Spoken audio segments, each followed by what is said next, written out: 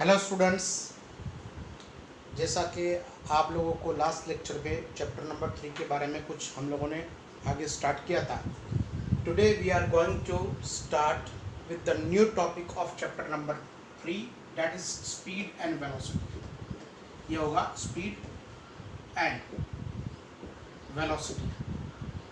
अब speed and velocity में के बीच में डिफरेंस पढ़ने से पहले हमको पढ़ना होगा स्पीड क्या है ना। So what do you mean by speed of an object? So speed is nothing but it is time rate of change of distance. It is time rate of change of distance is known as speed. तो speed को हम लोग कैसे define करेंगे? v is equal to, we can say, distance traveled upon time taken by to travel that distance, है ना। तो delta s by delta t।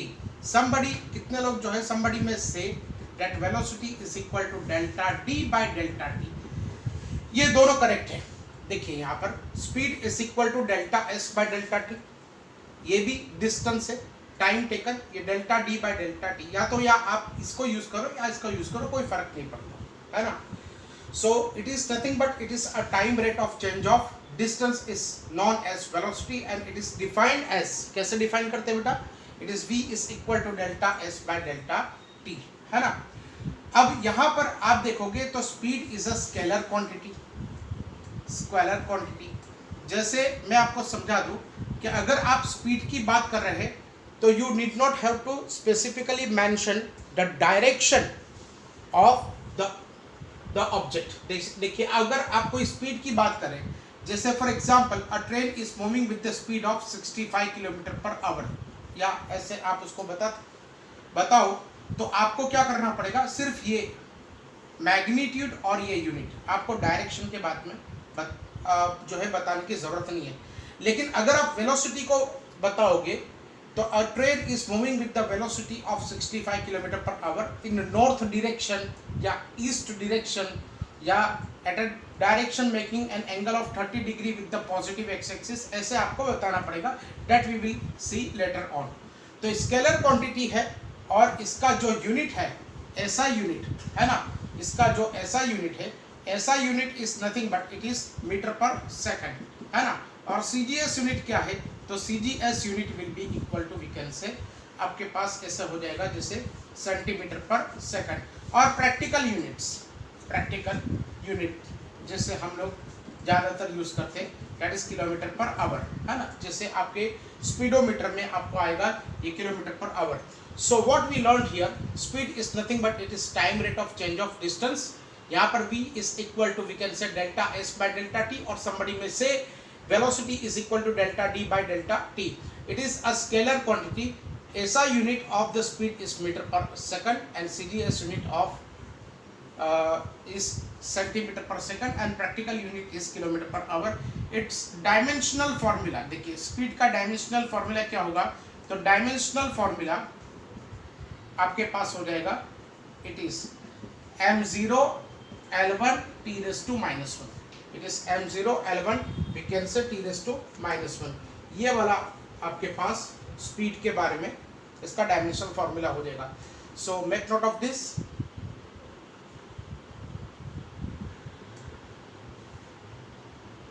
Pose करके, वीडियो पोज करके नोट बनाइए, ठीक है। अब हम लोग आगे बढ़ेंगे। जैसे एक और जो है स्पीड के बारे में भी हम लोग बात करेंगे। उसकी बात है, जैसे हमारे पास है यूनिफॉर्म स्पीड है ना। स्पीड कब यूनिफॉर्म स्पीड कहलाएगी? When the given object travels equal amount of distance in the given time interval,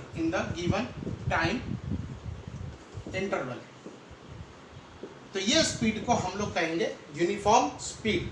जैसे I can give you a simple example, that is a train is moving, है ना। Train जैसे अगर हम लोग देखेंगे यहाँ पर, तो कितने टाइम के लिए वो यूनिफॉर्म स्पीड से मोशन करती है। जैसे ट्रेन अपने प्लेटफॉर्म से निकल चुकी है और अब यहाँ पर जो है उसने एक स्पीड जो है पकड़ ली है, जैसे 60 किलोमीटर पर आवर। अब ये सपोज 200 किलोमीटर तक सेम स्पीड से चलती है, तो आप इसके कितने भी टाइम इंटरवल ले लो, जैसे ये 1 किलोमीटर ले लो, जैसे ये वाला और ये वाला 1 किलोमीटर ले लो, या तो फिर आप अगर डिस्टेंस के अगर आप उसको पार्ट नहीं करना चाहते तो time that is for we can say T1 is equal to, फिर वी कैन से 20 मिनट्स पहले ले लो, फिर बाद में दूसरी T2 is equal to 20 minutes और T3 is also equal to we can say 20 minutes, है ना। तो ये वाला आपने जो 3 टाइम इंटरवल लिए, अब 3 टाइम इंटरवल में अगर आप देखोगे कि उसकी स्पीड नहीं चेंज हो रही है, उसकी स्पीड जो है नहीं चेंज हो रही है, तो उसको हम लोग कहेंगे uniform speed. So the object is said to be having a uniform speed when it travels equal amount of distance in the given interval of time, then it is said to be having a uniform speed. And what do you mean by non uniform speed? So when the given object does not travel equal amount of distance in the given time interval, then the object is said to be having non uniform speed. जैसे पहले 20 minute में वो चला, जैसे पहले 20 minute में 30 kilometre per our, फिर दूसरी 20 मिनट में अगर आपने चला यहाँ पर, तो यहाँ पर देखिए यहाँ पर 50 किलोमीटर पर आवर, तो ये वाली जो है नॉन यूनिफॉर्म स्पीड है। नॉन यूनिफॉर्म स्पीड के बहुत सारे एग्जांपल्स मैं आपको दे सकता हूँ। जैसे आप बाइक पर जा रहे हो और बाइक पर आपने जो है बाइक को स्टार्ट किया, अब आप जब स्टार्ट करोगे तो आप बाइक को फर्स्ट गियर में या तो फिर एक्सेलरेटर दोगे, तो उसमें क्या हो जाएगा कि स्टार्टिंग में जो बाइक है वो धीरे धीरे चलेगी, फिर जब आप रोड एम्प्टी देखोगे तो आप जो है एक्सेलरेट करोगे तो आपकी स्पीड बढ़ जाएगी, और फिर जैसे ही कोई आपने जो है कोई देखा कि सामने जो है रेड लाइट है या ट्रैफिक सिग्नल है, तो आप उसकी स्पीड को कम करोगे। तो this is the example of the non uniform motion या नॉन यूनिफॉर्म स्पीड। इसके अंदर आप देखते हो यहाँ पर कि कितना जो है आप कौन सी मोशन को कंसिडर कर रहे हो। जैसे आपने यहाँ पर अपना स्टार्ट किया अपना मोशन, जैसे आपने जो है यहाँ पर मोशन स्टार्ट किया अपने होम से and you are going to your school, तो अब यहाँ पर आप जा रहे हो, तो यहाँ से आप जो है 20 किलोमीटर की स्पीड से जा रहे हो और यहाँ से यहाँ तक चले गए 40 किलोमीटर पर आवर और यहाँ पर वापस 10 किलोमीटर पर आवर। तो ये वाली जो है पूरी की पूरी नॉन यूनिफॉर्म स्पीड हो गई, जैसे कहाँ पर होम से लेके के आपकी स्कूल तक। लेकिन सपोज आपने यहाँ से यहाँ तक इतने डिस्टेंस में आपने सिर्फ स्पीड 20 किलोमीटर ही रखी, तो इतने डिस्टेंस के लिए वो यूनिफॉर्म होगी। यहाँ से आपने स्टार्ट किया, यहाँ पर आपने एंड किया, और ये पूरे टाइम इंटरवल के अंदर अगर आपकी स्पीड 40 किलोमीटर रही, तो ये वाली इतने इंटरवल के लिए वो यूनिफॉर्म हो जाएगी। लेकिन अगर हम लोग पूरा गिने तो ये नॉन यूनिफॉर्म हो जाएगी। समझ में आया बेटा मैं क्या कह रहा हूँ? जैसे फॉर एग्जाम्पल देखिए, हम लोगों ने यहाँ पर एक मोशन स्टार्ट किया ए से पॉइंट बी तक, है ना। अब यहाँ से वो ऑब्जेक्ट ने अपना मोशन स्टार्ट किया, अब यहाँ से यहाँ तक जाएगा। सपोज यहाँ पर 10 किलोमीटर आ जाता है, अब यहाँ से यहाँ तक जो जाता है वो सपोज यहाँ पर 20 किलोमीटर आ जाता है और यहाँ पर 30 किलोमीटर आ जाता है, 30 किलोमीटर पर आवर आ जाता है, जिससे उसकी स्पीड जो आ जाती है, तो ये वाली नॉन यूनिफॉर्म स्पीड हो जाएगी। लेकिन अगर ए से यहाँ बी तक वो सिर्फ सिंगल स्पीड से चलता है, जैसे सिंगल स्पीड से चलता है 60 किलोमीटर पर आवर, तो ये यूनिफॉर्म स्पीड आ जाएगी। अब ये नॉन यूनिफॉर्म स्पीड में भी देखिए, अगर आप देखोगे यहाँ पर कि अगर आपने देखा कि यहाँ से यहाँ तक वो 10 किलोमीटर पर आवर की स्पीड से ही चला, तो इतने पोर्शन के लिए यूनिफॉर्म मोशन हो जाएगी या यूनिफॉर्म स्पीड हो जाएगी, क्योंकि यहाँ से यहाँ 10 किलोमीटर पर आवर की स्पीड है। अब यहाँ से जो है उसने बदल के अपनी स्पीड को सपोज 20 किलोमीटर कर दिया और यहाँ तक 20 किलोमीटर रखा, तो ये भी इतना पोर्शन भी जो है हमारे पास जो मोशन का है वो यूनिफॉर्म स्पीड का आ जाएगा। तो ये जो है, अगर आपको मैं क्या बता रहा हूँ, सिंपल आप एक चीज़ याद रखें कि what is uniform speed. Uniform speed is nothing but if the given object travels equal amount of distance in the given time interval, then the object is said to be in a uniform motion or having uniform speed. But if the given object does not travel equal amount of distance in the given time interval, then the object is said to be having non-uniform speed, है ना बेटा। तो uniform कब कहेंगे, uniform तभी कहेंगे जब given interval of time में, गिवन इंटरवल ऑफ टाइम में वो इक्वल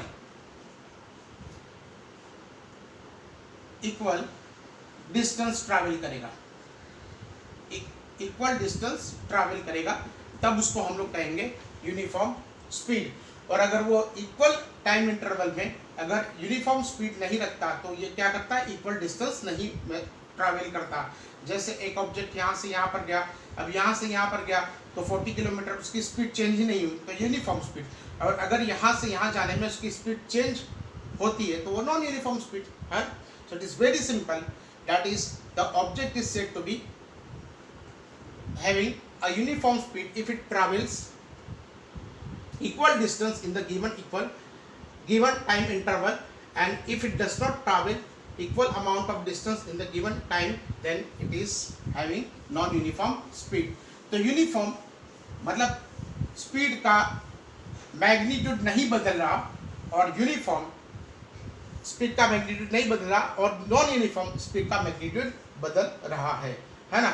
फिर उसके बाद जो है अगर आप देखोगे यहाँ पर फॉर एग्जाम्पल, देखिए हम लोगों ने क्या उसका फॉर्मूला लगाया था, it is equal to delta S by delta T, है ना।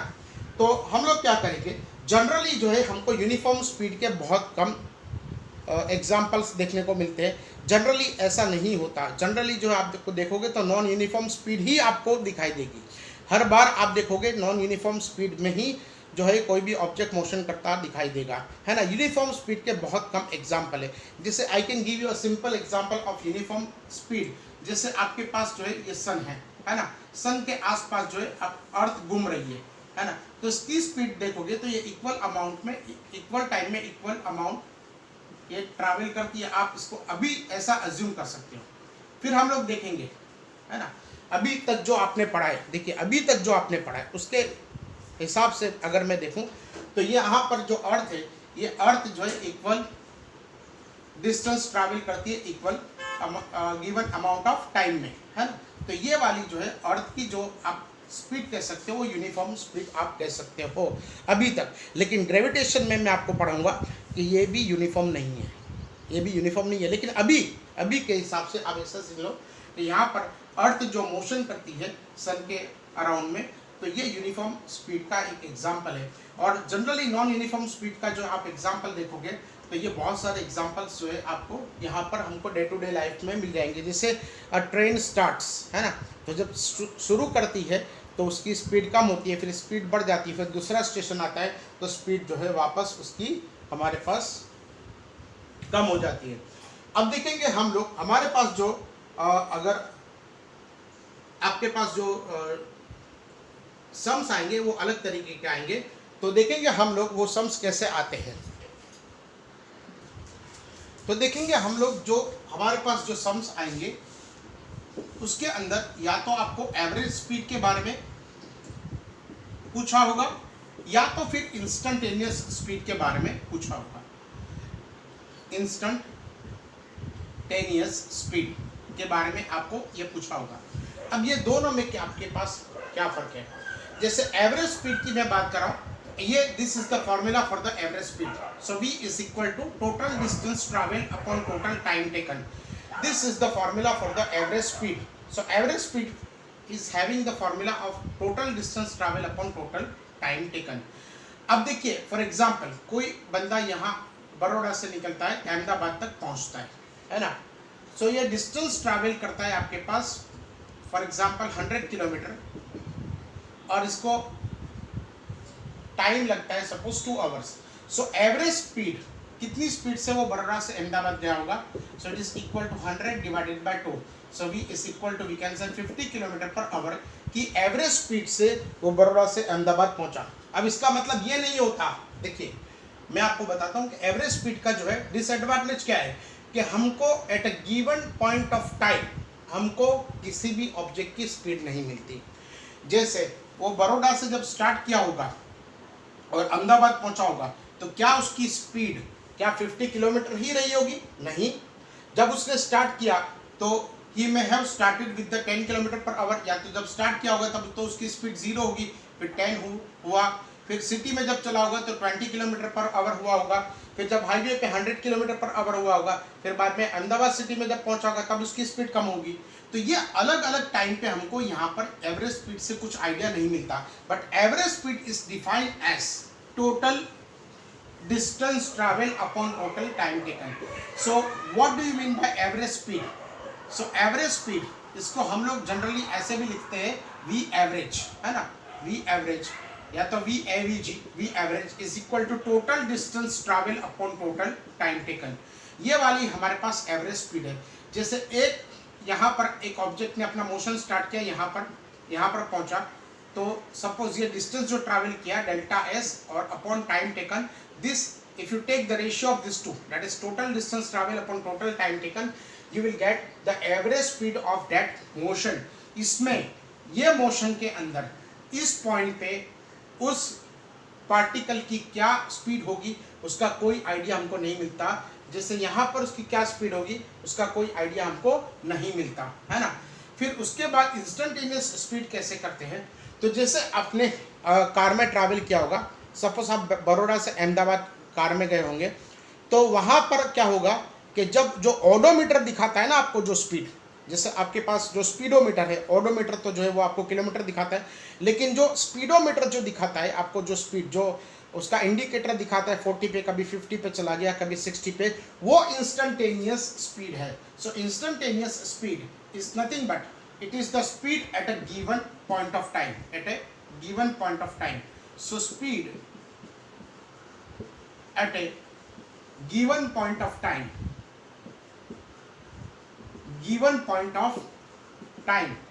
is known as instantaneous speed. So it is known as instantaneous speed, है ना। और instantaneous speed को अगर ढूंढना हो तो we will have to take the help of the calculus, है ना। न्यूटन ने क्या बताया, न्यूटन ने ये बताया कि अगर आपको इंस्टेंटेनियस स्पीड ढूंढनी है तो you will take the help of the calculus, that is v is equal to differentiation of s with respect to dt, ds by dt। ये वाला है हमारे पास बहुत छोटा टाइम इंटरवल और बहुत छोटा जो है डिस्टेंस। सो व्हाट एक्चुअली यहाँ पर हो गया, तो v is equal to we can say ds by dt। देखिए delta t total time taken, delta s total distance travel, यहाँ पर delta t very small amount of time, है ना, और वेरी स्मॉल टाइम इंटरवल, और उसके small time interval के अंदर कितना डिस्टेंस ट्रैवल किया है उसको हम लोग कहेंगे इंस्टेंटेनियस स्पीड। या तो हम इसको यहाँ पर ऐसे भी लिखेंगे, v instantaneous will be equal to we can say ds by dt। अब ओडोमीटर क्या करता है, या तो फिर जो स्पीडोमीटर क्या करता है, वो टाइम इंटरवल को बहुत छोटे पार्ट में डिवाइड करता है। जैसे हम लोगों ने यहाँ पर क्या ले लिया था, यहाँ पर 100 किलोमीटर ले लिया था और यहाँ पर 2 आवर्स लिख दिया था, तो ये वाला हमारे पास 50 किलोमीटर पर आवर ये वाला हो गया था। अब आप देखेंगे यहाँ पर, तो ये वाला जो टाइम लेता है वो टाइम इज इक्वल टू वो लेता है, जैसे स्पीडोमीटर वो काउंट जो करता है मैकेनिकली, वो आपके पास टाइम लेगा 0.001 सेकंड। अब 0.001 सेकंड में उसने कितना डिस्टेंस ट्रैवल किया, फॉर एग्जांपल उसने डिस्टेंस ट्रैवल किया 0.01 मीटर, है ना, 0.01 मीटर उसने इतने टाइम इंटरवल में 0.001 सेकंड के अंदर 0.01 मीटर डिस्टेंस ट्रैवल किया। So your answer would be equal to 10 metre per second. अब ये 10 मीटर पर सेकंड को वो किलोमीटर पर आवर में कन्वर्ट करके आपको इंडिकेटर पे बताता है। So instantaneous speed can be found out by taking the differentiation of the distance with respect to time, है ना। तो हमने क्या कर दिया, जैसे यहाँ पर जैसे टाइम इंटरवल 0.001 सेकंड ले लिया और 0.001 सेकंड में कितना जो है डिस्टेंस ट्रैवल किया वो मेजर किया जाता है, और उस मेजरमेंट को आप देखोगे यहाँ पर किलोमीटर पर आवर में कन्वर्ट करके फिर ओडोमीटर आपको स्पीडोमीटर आपको बताता है। So this is how the instantaneous speed as is calculated. Okay,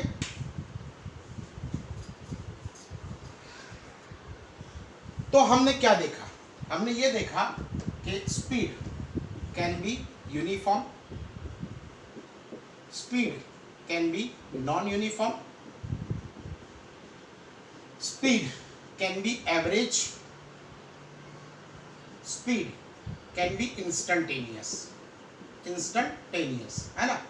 तो ये स्पीड जो है यूनिफॉर्म स्पीड कब कहलाएगी, जब वो उसका मैग्नीट्यूड नहीं चेंज होगा। जैसे 50 किलोमीटर पर आवर है तो उतनी ही स्पीड से अगर आप चला करो तो आपको कहेंगे उसको यूनिफॉर्म स्पीड।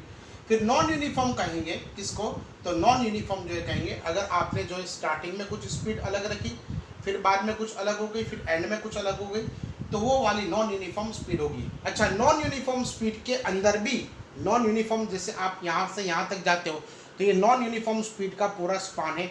इसके अंदर हो सकता है इतना स्पान यूनिफॉर्म स्पीड का हो, इतना स्पान दूसरी कोई यूनिफॉर्म स्पीड का हो, इतना स्पान कोई दूसरी कोई यूनिफॉर्म का, इट इज़ क्वाइट पॉसिबल, है ना। तो नॉन यूनिफॉर्म स्पीड के अगर हम लोग छोटे छोटे पार्ट करते तो उसके अंदर यूनिफॉर्म स्पीड जो है पॉसिबल है। फिर एवरेज स्पीड हम इसको कैसे कह सकते हैं, total time, total distance travel upon total time taken. और इंस्टेंटेनियस स्पीड, उसके अंदर हम लोग क्या करते हैं, इंस्टेंटेनियस स्पीड के अंदर हम लोग we take the help of the calculus, that is ds/dt, है ना। तो आपको ये याद रखना है कि average speed is total distance travel upon total time taken and ds/dt is nothing but it is small distance travel upon small time taken. मतलब छोटे टाइम इंटरवल के अंदर कितना डिस्टेंस ट्रैवल किया है उसको हम लोग कहेंगे इंस्टेंटेनियस स्पीड, है ना। Suppose if I take a simple example, देखिए कि if a particle starts its motion and if a particle suppose आपके पास moves with different speed, moves with different speeds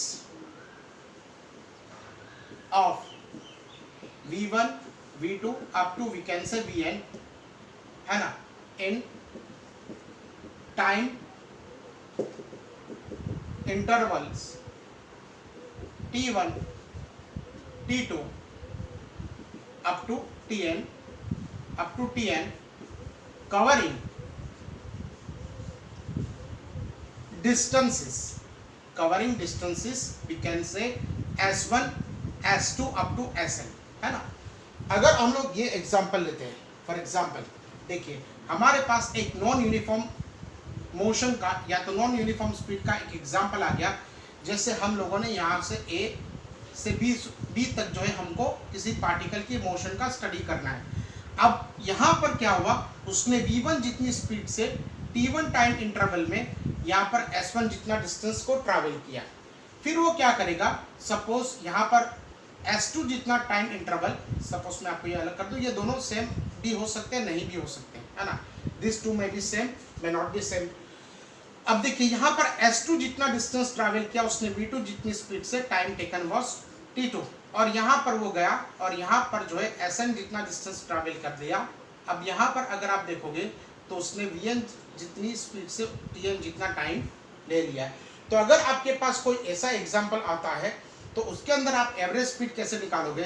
so V average is equal to, again it is very simple, average speed is equal to total distance travelled upon total time taken. So it is equal to S1 plus S2 plus S3 up to we can say Sn divided by T1 plus T2 plus we can say up to Tn, है ना। इसको आप ऐसे रखोगे। So V average will be equal to we can say S1.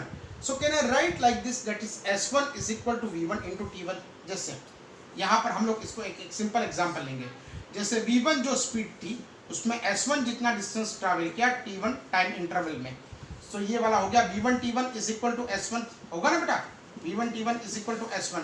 अब suppose यहाँ पर V2 जितना जो है उसने स्पीड से S2 जितना डिस्टेंस ट्रैवल किया T2 टाइम इंटरवल में, तो ये वाला हो जाएगा V2 T2 is equal to we can say S2। So we can write like this, हम लोग इसको ऐसे लिख सकते हैं। So V average is equal to we can say S1, तो S1 की जगह पे हम लोग लिखेंगे V1 T1 प्लस S2 की जगह पे हम लोग लिखेंगे V2 T2 plus up to we can say Vn Tn divided by we can say T1 plus T2 plus we can say up to Tn, है ना। अब इसमें अलग अलग जो है हम लोग ऑप्शन देखेंगे। जैसे if a particle moves with a different speeds of v1 v2 up to vn in the time interval T1 T2 up to Tn covering the distance of S1 S2 Sn. सो यहाँ पर हम लोगों ने उसका graphical representation किया है और V average is equal to delta S by delta T, है ना। तो S1 plus S2 plus S3 up to Sn divided by T1 plus T2 up to Tn। तो ये S1 की जगह पे V1 T1 हम लोग लिखेंगे कैसे में, जैसे मैंने आपको बताया ना यहाँ पर, जैसे मैंने आपको ये बताया कि V1 is equal to distance travel upon time taken. So V1 T1 is equal to we can say S1। तो S1 की जगह पे V1 T1 लिखेंगे, S2 की जगह पे हम लोग V2 T2 लिखेंगे और Sn की जगह पे हम लोग Vn Tn लिखेंगे। It is T1 plus T2 up to we can say Tn। Okay, so make note of this. हम लोग इसके दो केस लेंगे। Okay, so make note of this. तो चलिए बेटा, हम लोगों ने क्या पढ़ा था, V average is equal to we can say V1 T1 plus V2 T2 up to Vn Tn divided by T1 plus T2 up to we can say Tn, है ना। इफ आई टेक, जैसे ये case number 1 हम लोग लेते हैं, case number 1, if we take time interval to be same, that is if I take T1 is equal to T2 is equal to T3 is equal to we can say, यहाँ पर हम लोग इसको ऐसे लिखेंगे Tn is equal to T। What we did here, we simply took the time interval to be the same, है ना। ये जितने भी टाइम इंटरवल है इसको हम लोगों ने सेम ले लिया, तो V एवरेज हमको कैसे मिलेगा। So it is equal to we can say V1 T1, so it is V1 into T plus V2 into T plus up to Vn into T divided by T plus T n times, है ना। तो हम लोगों को V average कैसे मिल गया। Suppose if you are given in your question कि देखिए, अगर आप देखोगे कि टाइम इंटरवल अगर सेम है तो V average will be equal to, अगर यहाँ से आप T को कॉमन निकालोगे, so it is equal to V1 plus V2 plus we can say up to Vn divided by T1 plus T2, it is equal to n times T, है ना। तो ये 1 2 3 ये कितने टाइम्स है बेटा, n टाइम्स है ना। ये 1 2 3 ये n टाइम्स है ना। तो अगर 3 टाइम्स होता तो हम लोग 3t लिखते हैं, 2 टाइम्स होता तो हम लोग 2t लिखते हैं, और n टाइम्स है तो हम लोगों को क्या लिखना पड़ेगा, nt। So this t and t will get cancelled। in that case V average can be written by this formula। आपके पास ये वाला आ गया V1 plus V2 plus up to we can say Vn divided by n, है ना। ये बहुत important formula है। जैसे आपको फॉर एग्जांपल क्वेश्चन कैसे देंगे कि आपको जो है दो इंटरवल देंगे, देखिए यहाँ पर 1 आवर का एक इंटरवल है और यहाँ पर 1 आवर का एक इंटरवल है ना। अब यहाँ पर उसकी स्पीड है सपोज 50 किलोमीटर पर आवर और यहाँ पर भी उसकी स्पीड है सपोज 40 किलोमीटर पर आवर। तो आप उसकी एवरेज स्पीड ढूंढो, तो आपको यही फॉर्मूला लगाना है। कैसे, V average is equal to V1 plus V2 upon T1 plus T2, या तो डिवाइडेड बाय n। यहाँ पर हम लोग n 2 time intervals are there, तो यहाँ पर हम लोग V1 plus V2 upon n, तो ये वाला हो जाएगा 50 plus 40 divided by we can say 2। So average of this will be equal to 45 kilometre per hour, है ना। ऐसा आपको एक क्वेश्चन देंगे। सो ये केस नंबर 1 है कि if time interval are given to be the same, then the average speed can be found out by this formula V1 plus V2 plus up to Vn divided by n। Okay, so make note of this.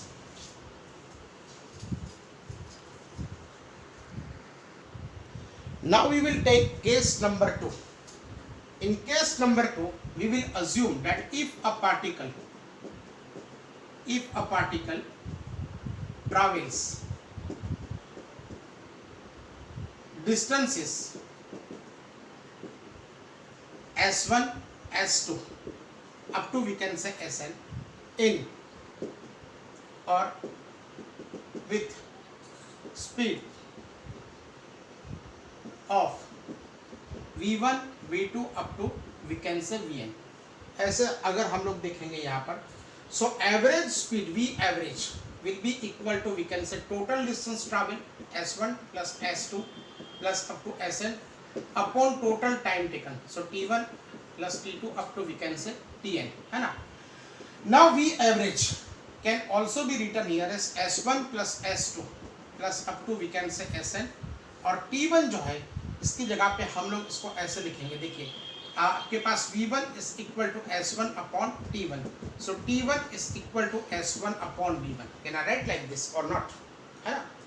v1 is equal to distance travel upon time taken, so time taken is equal to distance travel upon speed. so देखेंगे यहाँ पर t1 की जगह पे हम लोग लिखेंगे s1 upon v1, यहाँ पर हम लोग लिखेंगे s2 upon v2, s3 upon v3 plus up to we can say sn upon we can say vn, है ना।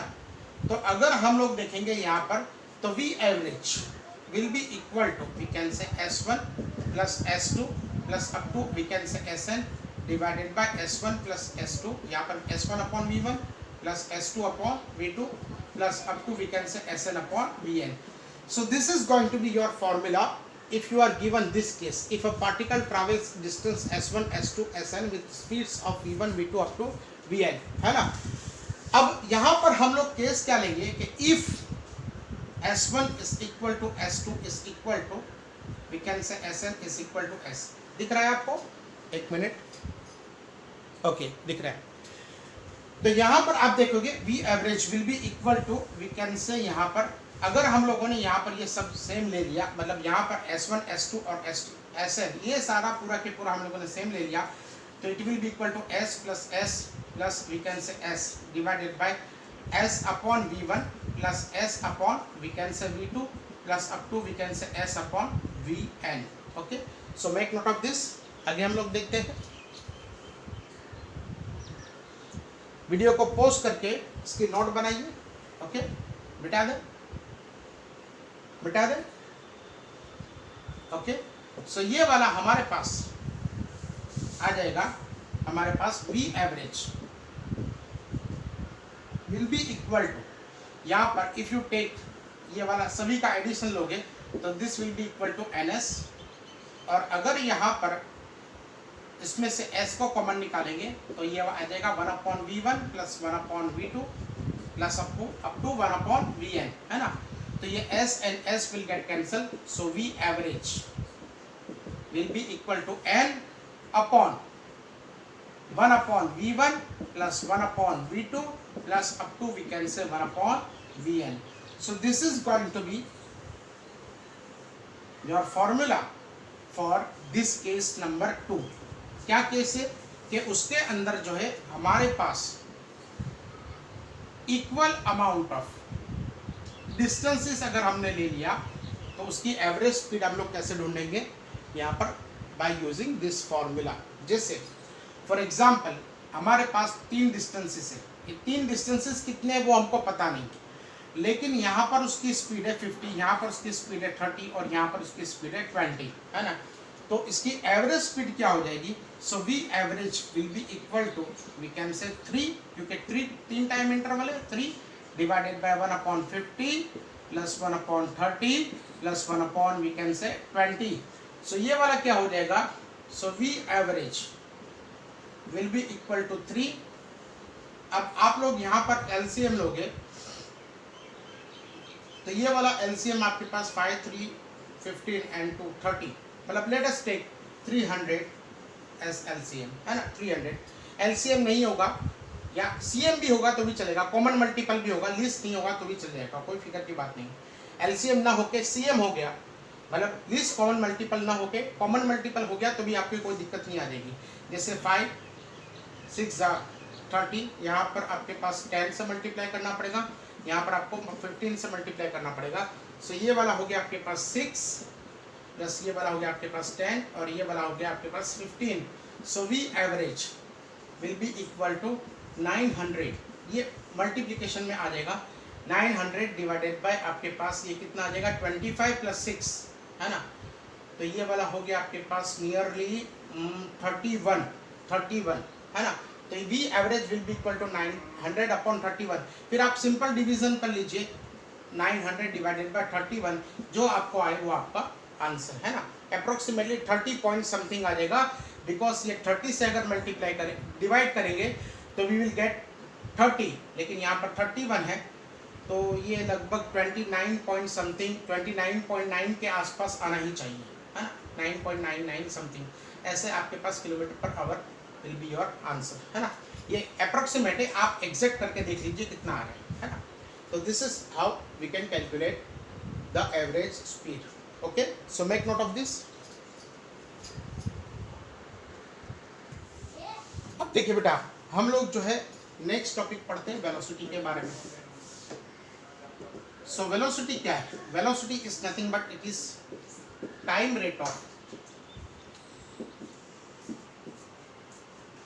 ऑफ चेंज ऑफ पोजीशन, या तो आप उसको डिस्प्लेसमेंट भी कह सकते हो, है ना। It is time rate of change of position और displacement. It is time rate of change of displacement और time rate of change of position, है ना।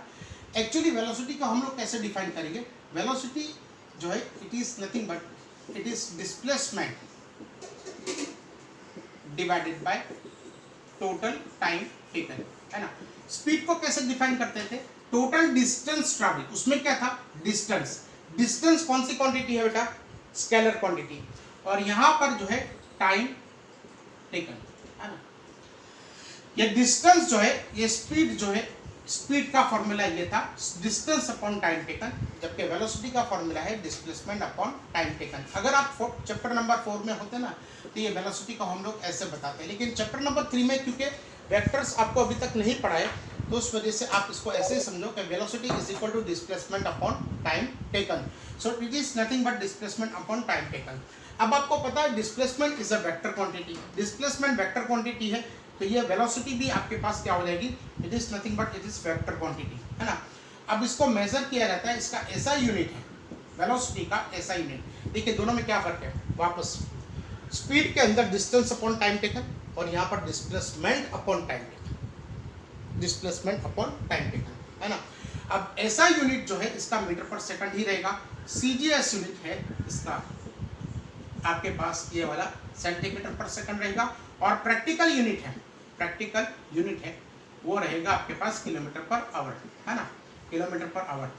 अब देखेंगे स्पीड जो है for a moving particle, if particle is moving, speed can not be zero और can not be negative, है ना। ये दो चीजें नहीं हो सकती। इसमें स्पीड में कभी भी किसी भी पार्टिकल की स्पीड जो है मूविंग पार्टिकल की, if particle is at rest तो उसकी स्पीड जीरो होगी, लेकिन अगर पार्टिकल मोशन में है तो उसकी स्पीड कभी भी जीरो भी नहीं होगी, कभी भी नेगेटिव भी नहीं होगी। बट द वेलोसिटी, क्योंकि ये डिस्प्लेसमेंट है, और डिस्प्लेसमेंट जैसा हमने अर्लियर लेक्चर में हम लोगों ने डिस्कस किया था कि वो पॉजिटिव भी हो सकता है, वो नेगेटिव भी हो सकता है, वो जीरो भी हो सकता है। तो यहाँ पर velocity can have magnitude, can have magnitude 0,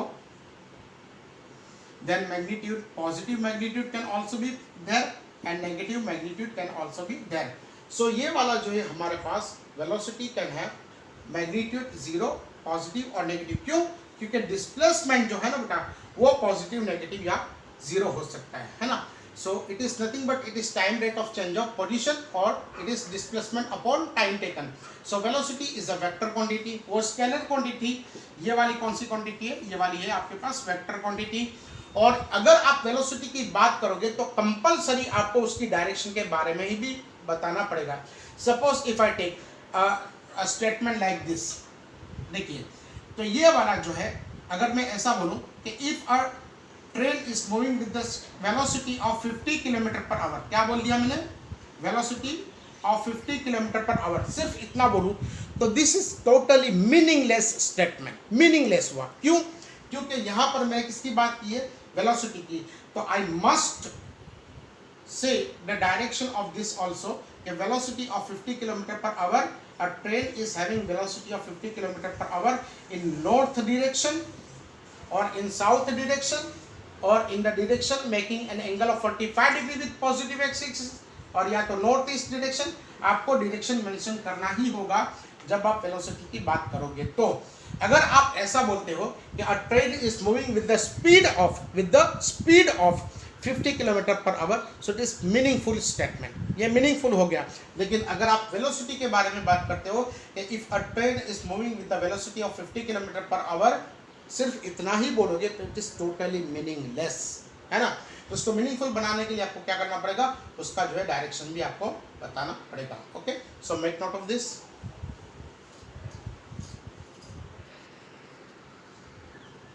तो देखिए बेटा हम लोगों ने किसकी बात की? वेलोसिटी की बात की। So velocity can be uniform also, and velocity can be non-uniform also. When can we say that the velocity of the given particle is uniform? तो पार्टिकल की वेलोसिटी यूनिफॉर्म तभी होगी जब उसका magnitude and direction both remain same for the given interval of time.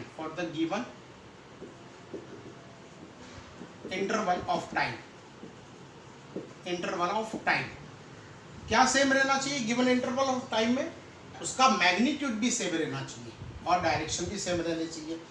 जैसे अ train is moving with the velocity of 50 km/h in north direction, है ना. तो अगर ये ट्रेन जो है इसका मैग्नीट्यूड और डायरेक्शन ये दोनों सपोज 1 आवर तक सेम रहता है, तो for 1 hour this object is said to be moving with the uniform velocity, है ना. यूनिफॉर्म वेलोसिटी से ये ऑब्जेक्ट कब मूव करता हुआ आपको नजर आएगा? जब उसका मैग्नीट्यूड सेम रहता है और उसकी डायरेक्शन भी सेम रहती है, तब जो है ये वाला यूनिफॉर्म वेलोसिटी से चलता है ये ऑब्जेक्ट. इसका ऐसा हम उसको कहेंगे, है ना. और अगर नॉन यूनिफॉर्म से कैसे कहेंगे? तो नॉन यूनिफॉर्म देखिए यहाँ पर मैग्नीट्यूड और direction, listen to the word, और direction changes in a given interval of time, in a given interval of time, है ना. तो अगर उसको वो ऑब्जेक्ट जो चल रहा है उसका मैग्नीट्यूड चेंज हो जाए या डायरेक्शन चेंज हो जाए, दोनों में से कोई भी एक चेंज हो, तो उसको हम लोग कहेंगे नॉन यूनिफॉर्म वेलोसिटी. जैसे फॉर एग्जांपल ये ट्रेन चल रही है नॉर्थ डायरेक्शन में, है ना. 1 आवर का हम लोग टाइम ड्यूरेशन लेते हैं. अगर ये ट्रेन ने अपनी स्पीड वेलोसिटी का मैग्नीट्यूड है 50 km/h, उससे चेंज कर दिया. देखिए उसने डायरेक्शन चेंज नहीं की, लेकिन उसने मैग्नीट्यूड सिर्फ चेंज किया 1 आवर में, तभी भी इसको हम लोग नॉन यूनिफॉर्म वेलोसिटी से मूव कर रही है ट्रेन, ऐसा हम लोग कहेंगे. और अगर जो है सपोज ये 50 km/h से चल रही है और ट्रेन चलते चलते ऐसे अपने उसकी डायरेक्शन बदल दी, है ना. स्पीड इसकी जो है मैग्नीट्यूड जो है, जैसे वेलोसिटी का मैग्नीट्यूड स्पीड ही होता है, तो देखिए उसने अपना मैग्नीट्यूड तो सेम रखा और डायरेक्शन भी बदल दी. क्या कर दिया उसने?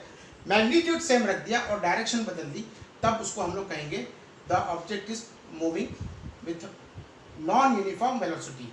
तो क्या बदल दे? स्पीड बदल दे, सिर्फ स्पीड बदल दे, या तो मैग्नीट्यूड ऑफ वेलोसिटी बदल दे. इसको हम लोग जैसे बताया मैंने आपको, speed is nothing but magnitude of velocity, ये आपको याद रखना है ना. ये जो आपके पास ये मैग्नीट्यूड ऑफ वेलोसिटी ये क्या है? स्पीड है. तो ये सिर्फ स्पीड बदल दे या तो मैग्नीट्यूड बदल दे, तभी भी इसको नॉन यूनिफॉर्म कहेंगे. या तो जो है ये अपना डायरेक्शन बदल दे, सिर्फ ये बदल दे तभी भी नॉन यूनिफॉर्म, ये सिर्फ ये बदल दे डायरेक्शन तभी भी नॉन यूनिफॉर्म, या तो ये दोनों बदल दे तभी भी हम लोग उसको क्या कहेंगे? Non uniform. तो यूनिफॉर्म कब कहेंगे? if the magnitude of the velocity and the direction remains the same for the given interval of time, then the object is said to be having uniform velocity. And if magnitude or direction changes, तो या तो magnitude बदल गया, या तो direction बदल गई, या तो दोनों बदल गए in a given interval of time, then the object is said to be having non-uniform velocity. Okay, so हम लोग देखिए, make note of this, इसको वीडियो को पॉज करके इसकी नोट बना लीजिए. ओके, फिर हम लोग जो है आगे बढ़ेंगे एवरेज वेलोसिटी और इंस्टेंटेनियस वेलोसिटी. देखिए एवरेज वेलोसिटी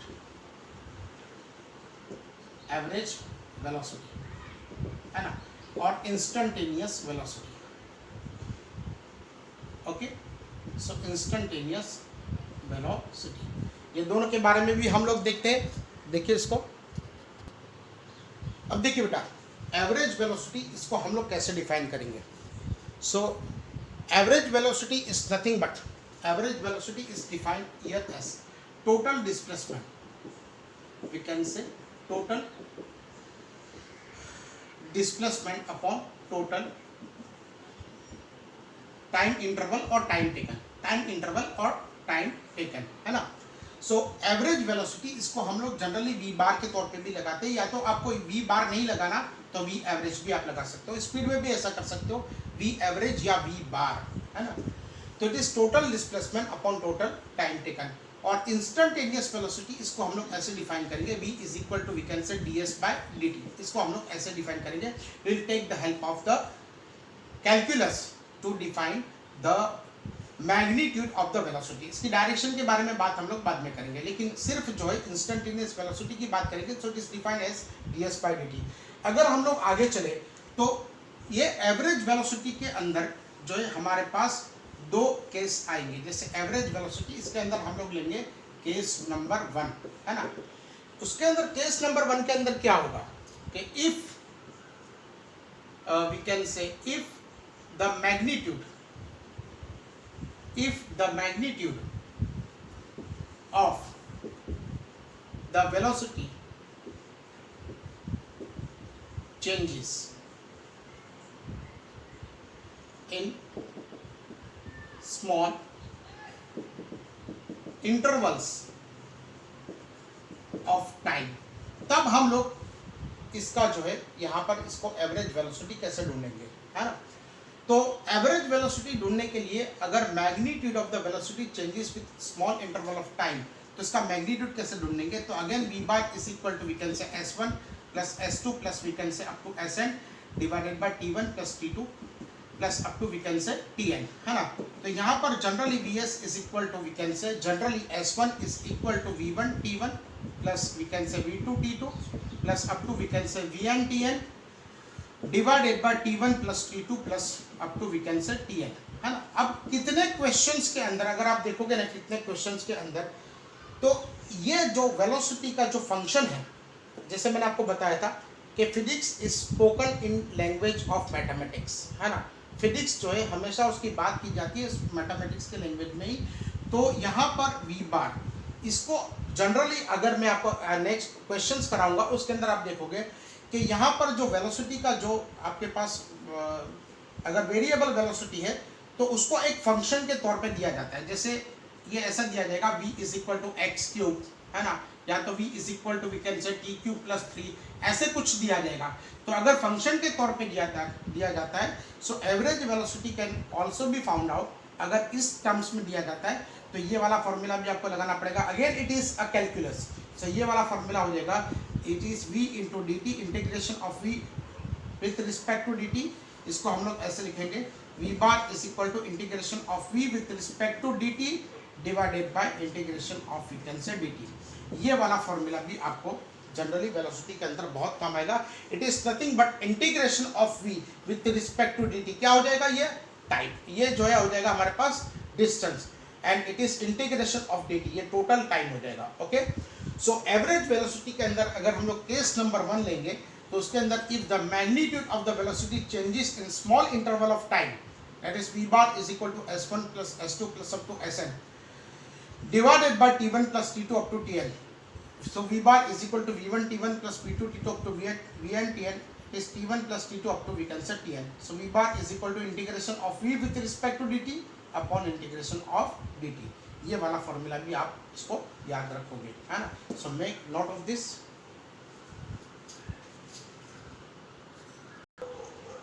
अब देखिए बेटा, केस नंबर 2 को देखिए। If velocity continuously changes with distances, है ना, डिस्टेंसेस के साथ में अगर वेलोसिटी कंटिन्यूअसली चेंज हो रही है तो उसका v एवरेज हम लोग ये फॉर्मूला से डिफाइन करेंगे। It is equal to v ds divided by integration of ds। अब ये फॉर्मूला कहाँ से आया इसके बारे में भी हम लोग बात करेंगे, लेकिन अभी देखिए यहाँ पर v average is equal to integration of v with respect to ds upon integration of we can say ds, है ना। तो v एवरेज ये हम लोग ऐसे भी हम लोग उसको डिफाइन कर सकते हैं, है ना। तो this is the case of the average velocity. और इंस्टेंटेनियस वेलोसिटी जैसा मैंने आपको बताया था, इंस्टेंटेनियस वेलोसिटी इसका मैग्नीट्यूड जो है आपको कैसे मिलेगा, v is equal to we can say ds/dt। अब डायरेक्शन की बात करेंगे, है ना, तो एवरेज वेलोसिटी की देखिए डायरेक्शन जो है इट इज ऑलवेज, देखिए डायरेक्शन एवरेज वेलोसिटी, अब देखिए यहाँ पर क्या होगा कि एवरेज वेलोसिटी की डायरेक्शन कौन सी होगी, सो it is direction of the average velocity is always in the direction of the displacement, उसकी डायरेक्शन जो है डिस्प्लेसमेंट की डायरेक्शन होगी। सपोज पार्टिकल यहाँ से यहाँ पर आया, है ना, तो उसकी डायरेक्शन कौन सी होगी, ए से बी की तरफ, है ना, उसका डिस्प्लेसमेंट वेक्टर कौन से डायरेक्शन में होगा, ए से बी की तरफ। तो यहाँ से इनिशियल पोजीशन से फाइनल पोजीशन तक आपको यहाँ पर एक डिस्प्लेसमेंट वेक्टर ड्रॉ करना है, और वही वेक्टर की जो है direction will be the direction of the average velocity. अब ये पार्टिकल, इसकी हिस्ट्री पे आप मत जाइए, ये कहाँ से आया, जैसे ऐसे आया, कहीं से भी आया, बस यहाँ से चल के यहाँ पर आ गया, तो उसकी वेलोसिटी जो होगी total displacement upon total time and direction, ये वाला आपके पास हो गया ऐसे, है ना, ये वाला डायरेक्शन हो गया आपके पास ऐसे। तो ये वाला डायरेक्शन जो है आप उसकी हिस्ट्री पे मत जाइए, आप हिस्ट्री में जो है वो पार्टिकल कैसे, कौन सा पाथ लेके आया, कहाँ से आया, सीधा आया, और जो है बहुत सारे पाथ लेके आया, कोई हमको उससे कुछ मतलब नहीं है।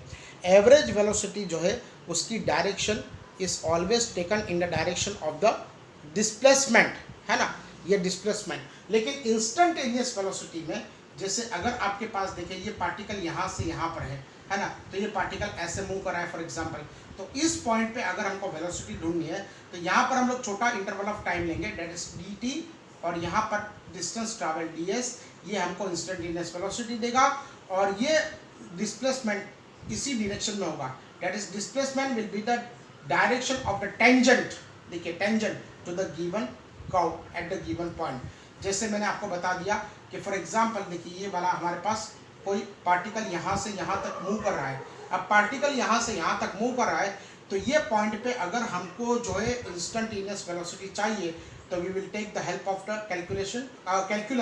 कैलकुलस, और यहाँ पर हम लोग जो है क्या करेंगे, यहाँ पर हम लोग उस पॉइंट पे एक टेंजेंट ड्रॉ करेंगे, and the direction of the